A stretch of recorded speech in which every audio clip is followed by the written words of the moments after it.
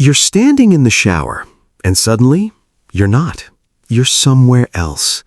Replaying an argument that never happened, rehearsing a speech no one asked you to give, imagining a life you've never lived. If this sounds familiar, you're not alone, and you're definitely not crazy. Here's what might surprise you. This isn't idle daydreaming.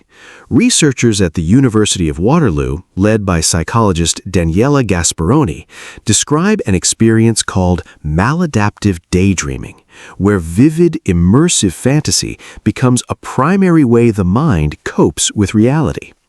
It's not a bad habit. It's a hidden coping system, running quietly in the background of your life. So why does your mind keep escaping? And what is it actually trying to protect you from? Let's find out. First, fantasy often replaces feelings you haven't processed. When real emotions feel too big, the brain builds a safer story to feel them inside of instead. This isn't weakness, it's emotional outsourcing. Research on maladaptive daydreaming shows it frequently develops alongside anxiety and unresolved emotional pain, acting like a pressure valve.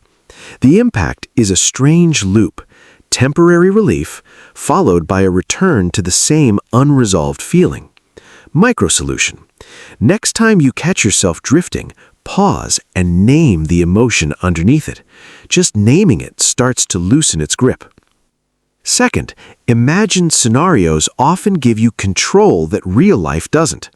In your head, you say the perfect thing. You win the argument. You're finally understood. Psychologists call this compensatory control.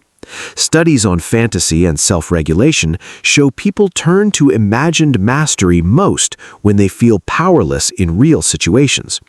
The impact is a growing gap between your inner confidence and your outer hesitation. Microsolution.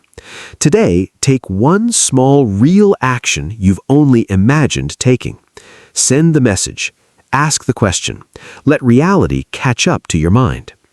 Third, and this is the deeper layer, constant fantasizing can be a quiet form of self-soothing learned early in life. If your emotional world once felt unsafe or unseen, imagination became your shelter. Psychologists call this dissociative coping, a way of surviving discomfort by mentally leaving it. The impact is profound. A part of you may still be protecting a much younger version of yourself, one who needed an escape and built one out of pure imagination. This is the aha moment.